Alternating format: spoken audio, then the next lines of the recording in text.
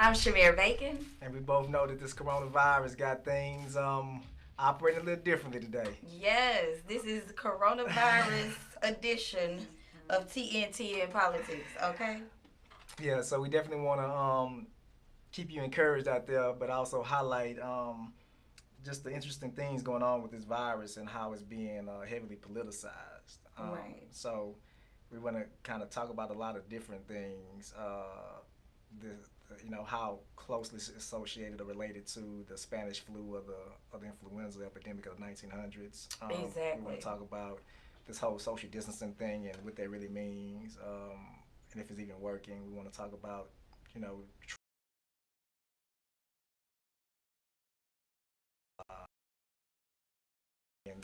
and like again how they're trying to politicize this whole thing. Right. So, the political involvement exactly. of what's going on with the coronavirus. And I always say, we don't look at the bigger picture of things. We're always focused on what's right now, what's happening in front of us. And on the outside of that, there are so many things that are happening that are in the surroundings or in the perimeter. So, keep your peripheral open, honey, okay? I agree. So where do you want to start today? Start with just because we were kind of researching and looking it over, and the Spanish flu or the influenza, that pandemic that happened in 1918, it lasted from January 1918 to December 1920. Right. It infected 500 million people. And are y'all listening? Yes, listening? 500. It infected 500 million people, and the number of deaths was 50 million deaths. The virus strain was the H1N1, and it was first reported in Spain. It originated in China. So so a lot, just so many similarities, so many parallels. It's just crazy. So just know that back in those times, as you can see from the image we have on the screen, it says history repeats itself. And we can see how the world was moving back then with these masks. They had the mask on. The social distancing, the quarantining, the having to stay at home, and the way that that jobs were affected, the way that life was affected, and having to readjust exactly to such an extreme and highly contagious virus. It's definitely interesting, how these pandemics occur. Right. And I'm just wondering, for me personally, my question would be like, what lessons are we not learning? That it repeats itself. Yeah. And my question would be, what lessons are you trying to get us to learn? Because at the end of the day, I feel like they learned the lesson. They know what it is. They know what to do. This is then that's why I said pandemic or mandemic, honey. Because what is it? What is this? Right. This is not it. You're creating the pandemic. You're recreating it, every so often or every however many years. So what are we really doing? Is this a pandemic or is this a mandemic? So are you saying that this is like engineered, that some human being is possibly... Hey. I'm not saying, but I'm saying. I do want to make the correlation with what's actually going on with the coronavirus, COVID-19. We do want to make sure that we specify that we are speaking about the COVID-19 strain of the coronavirus. The death tolls have dropped per the president. The death tolls have dropped from speculation of millions to die to, at this point, 60,000. Trump did and he does a daily update on what's going on and what's actually happening in the world. It's not only specifically about the coronavirus. He talks about different things that are happening, around the country. And so per your president, because it's your president, he said that there are 60,000 deaths in county. So the number of death tolls have dropped.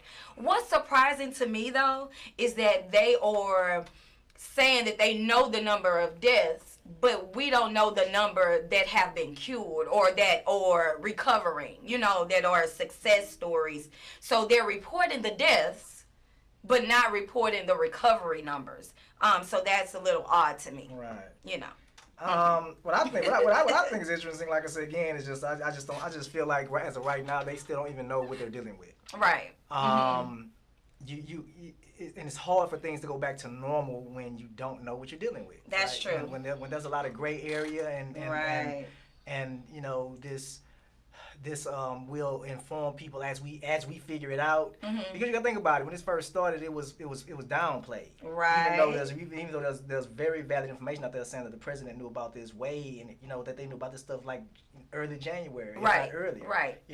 And that in China it was as early as last November 2019, and that there was some people who were sounding alarms and saying that it may be headed this way. We need to prepare, and it was just downplayed. And then when it came, it was like, okay, we got it under control, and it spreads like this, right? It doesn't go any more than so many feet. It falls quickly. It doesn't stay on surfaces longer than 6 hours. Some surfaces 12 hours. And now they're saying it can stay on surfaces for days. Right? Yeah. Now they were saying the metal surfaces, the surfaces that are like ceramic and marble and things of that nature, that it can last on because it sits there. It can sit there without you wiping it. And so that's why they're expressing to clean more, wipe down Lysol, Clorox, and things of that nature. But now we're at another stage where they're saying, okay, everybody needs to wear masks out in public. Because everyone. They're also saying to healthcare professionals, and I got this from healthcare professionals because I'm in that environment, that in addition to that this thing is really clingy. And it will last. And they're advised to not even come back to work wearing the same clothes without washing. And when they get to their house, they're actually informed that they should damn near get naked in the garage. Get into the shower. Get straight into the shower. And so what are we dealing with? So what I'm saying is like I just feel like we're a long way from being normal. And we have people who President Trump, who's saying he wants to have the economy fully back open up by May, and that's just not realistic when you have a lot of the states that haven't even reached the peak yet, right? Right. Even though they're giving us predictions about how many can be expected and that they've kind of contained it, but if you open up them floodgates too quickly, you're gonna really just create a worse situation, and the economy's gonna have to shut back down anyway. This is true. So why not just wait until you know that you have it under control? And then go ahead and get through that phase and get it over with. Exactly. So like I said, it's still a lot to be done. A lot of that gray area. Yeah, and it's still a lot of gray area, and we just don't know when things ever get back to normal. They're talking about that the only way to be safe is if we actually have a vaccine. I believe that. But they're nowhere close to. Nowhere close to the vaccine. I believe that is the point that we need to be at with the vaccine, because at any given time, a situation can turn, whereas it's in the medical field. So somebody could be healthy one day, contract the virus, and die the next. So depending on how their body reacts, depending on how healthy their cells are, depending on the immune system that it's dealing with. So the age, I don't think particularly matters. I think it's more about your immune system and your body and your antibodies that fights off the virus. Right. And so that needs to be importantly stressed, that everybody is susceptible to get the virus. Okay, and at the end of the day, it depends on what state your body is in, that it can fight off the virus or not. In addition, again, we talking about misinformation, how they're trying to play it off earlier. They try to play it off as an old person's, right. In terms of the high, susceptibility. They were like, well, older people with pre-existing conditions.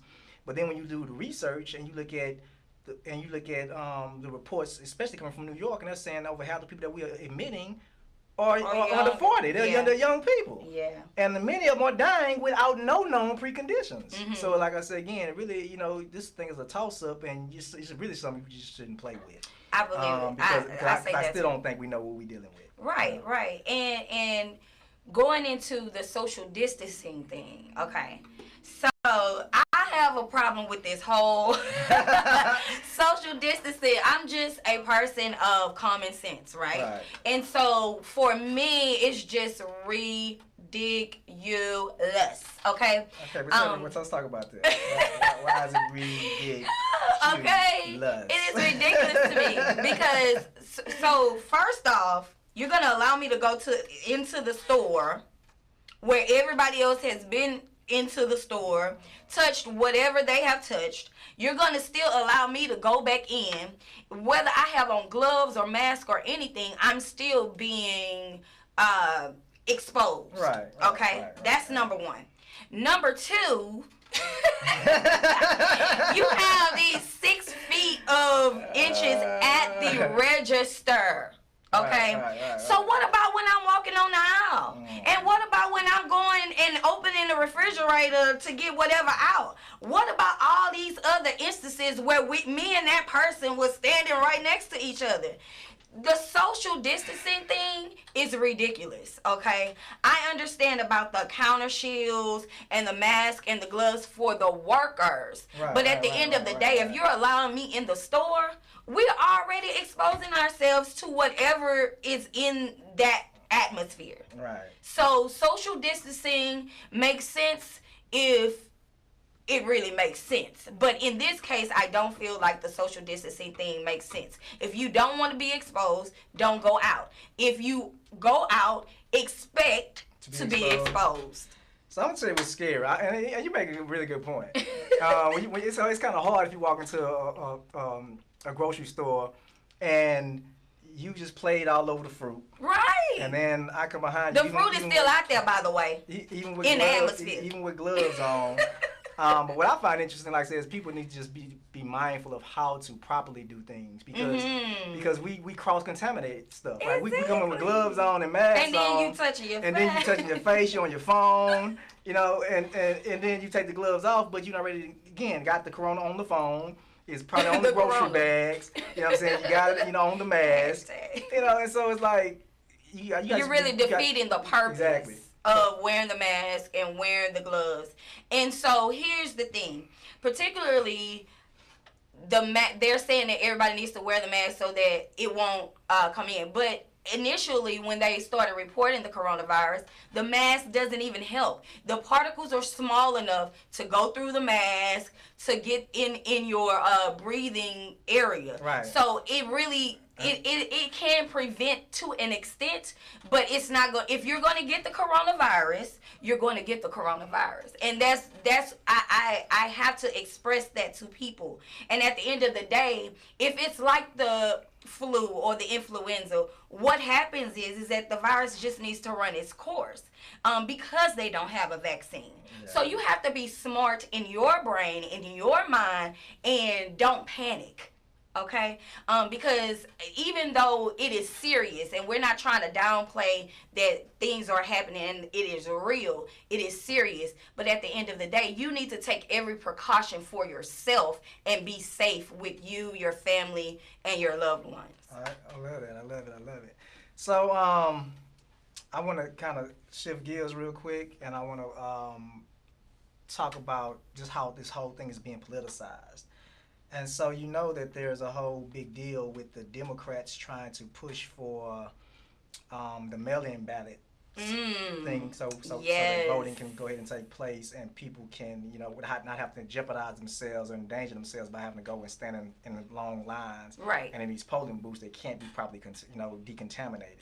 But again, your president is saying hell to the no. Okay. And he's doing it, and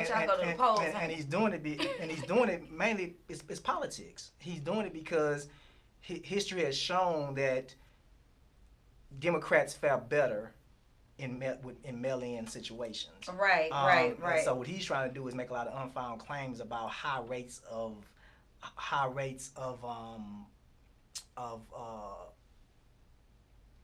for them to show fraud. Well, so high rates of fraud or the ability to commit fraud.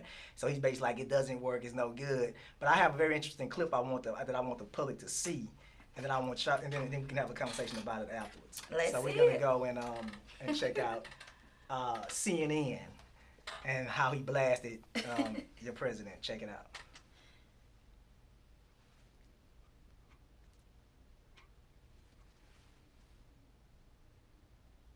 Election. Many Wisconsin voters are having to stand in line to vote today because the two separate court decisions by both its state and U.S. Supreme Courts that prevented Wisconsin from moving its election day, also from extending its deadline to receive mail-in ballots. Never mind the hypocrisy, pointed out to the president that he himself voted by mail-in ballot. This is what he said. You were highly critical of mail-in voting, mail-in ballots for voting. I think mail-in voting is but horrible. You voted by It's mail. corrupt. I think that mail-in voting is a terrible thing. I think if you vote, you should go. And even the concept of early voting is not the greatest because a lot of things happen. But it's okay. But you should go and you should vote. I think you should go and you should vote. You look at what they do where they grab thousands of mail-in ballots and they dump it. I'll tell you what, and I don't have to tell you, you can look at the statistics. There's a lot of dishonesty going along with mail-in voting, mail-in ballots. He voted by mail in Florida. This is not a new talking point for the president. He, of course, has repeatedly, from the earliest days of his administration, pushed false conspiracy theories about voter fraud. All right. How about that? So deep sigh, right? Yeah. The fact that what y'all didn't know is that your president voted by mail. The very thing he's against, he took advantage of. And did it, right? But he's making sure that you got to go out and stand in front of them polls and get exposed. So again, you have to understand that from the nature of the economy to endangering the public, he's only concerned about what's in the best interest of him getting reelected. He cares nothing at all about public safety and the voter. Because if he did, he would not be so concerned about opening the economy back up so quickly, because that's going to hurt us in the long run way more than it's going to help us. But he knows that a poor economy in the midst of a re-election cycle is not good for the incumbent, right? So It's looked at as people pointing the finger at him, how you going to fix this? So you want the economy to be booming because that works to get you reelected. You want people to go to the polls because mail-in ballots clearly historically has worked better for Democrats and not Republicans. Mm-hmm. And so everything you're doing, you've politicized the coronavirus, and you're only concerned about getting reelected and staying in office. You don't care at all about what happens to the common folk in the process of that. Right. And so, but again, you need to know that the very thing he's against, he did. That's funny. That is funny. What's also intriguing to me is that everybody now fact checks the president. Okay. I don't know why everything you say a lie anyway. Oh my goodness, it's ridiculous. Like, I've seen so many platforms where the parties are actually fact checking. As he's speaking, they have a live feed where they're saying, okay, no, this is actually the facts on what the president is talking about. So it's crazy to me that we are in a position to where we have to fact check the president. And so I'm feeling now like I'm in an episode of Hunger Games, and I'm in District 12, honey, and I am the Mockingjay. Okay? Who is our Mockingjay? Because it's like, we need somebody that's going to, really represent us and that's going to really fight for us. And so, hey, may the odds forever be in your favor. That's how I'm feeling right now. It's just, I always say, we living in some really interesting times. Right. I just don't know when this is going to get back to normal. And again, I just want everybody to be encouraged and to know and to not be overly afraid, but to definitely take necessary precautions and and protect themselves. Right. But what it's looking like is that there's very little protection outside of just like really never coming out of your house again. Right. And it's funny because so many people have, or I believe, and I've talked to some of the older generation, like the baby boomers and things of that nature, they are surprised that they are experiencing what's happening. They're surprised that they're actually experiencing maybe what their parents or grandparents gave them or told them happened back in the day. And so it's like, with all this progression in technology and in the medical field and things of that nature, why is this still coming up? Why are we still having pandemics and things of that nature? Why can't we nip it in the bud before it exposes or spreads, you know? And so that's my outtake on it. As far as globally and people in whole, as a whole, it's a surprising thing that it's happening. And like you say though, man, sometimes it may be the fact that they don't want to find the solution. Yeah. I'll be honest with you, I'm probably more afraid of the vaccine than I am of the corona. I know, right? Like, I don't everybody know what got to get it. That stuff it's gonna be the chip. It's gonna be the chip. So I'm just saying that's another whole political conversation. Right. But we're gonna get ready to wrap this up. We just want to check in with y'all, let y'all know again to be encouraged, to be safe. To understand that, you know, and I honestly believe that a lot of us been exposed to it a long time ago. The evidence already showing too that it was here way before January, late January, when they started actually telling us to be careful, be safe, and they started reporting it. So I had a lot of people who I knew personally had these flu-like symptoms that they shook. But everything that Corona is said to do in terms of symptoms. We've said that many times. So I feel like it's been here, and a lot of us been had it and didn't even know it. Didn't even know what it was before they knew what it was. Yeah. So, you know, it was coming through. So, and then another thing is before we leave is that you also have to remember that we were coming out of a flu season. We were coming out of a flu season. We were also coming out of a allergy season, and so high pollen. Yeah. And so you have to think about all the symptoms that go into, you know, having the flu, being actually sick. This is the time to be sick, actually. And so again, stop the panic. Like, don't panic. Deal with the situation for what it really is. And, you know, don't panic. Because I need toilet tissue and paper towels and Lysol. And I ain't seen no Lysol in so long. I don't even know what the bottle look like no more. Like, I done made my own disinfectant spray. I got me a spray bottle and threw me a whole thing of Clorox up in there. Trying to make sure. I'll be almost killing people. I sprayed this stuff in elevators and they be like, oh my God. You come in here every day with the spray. I spray it down.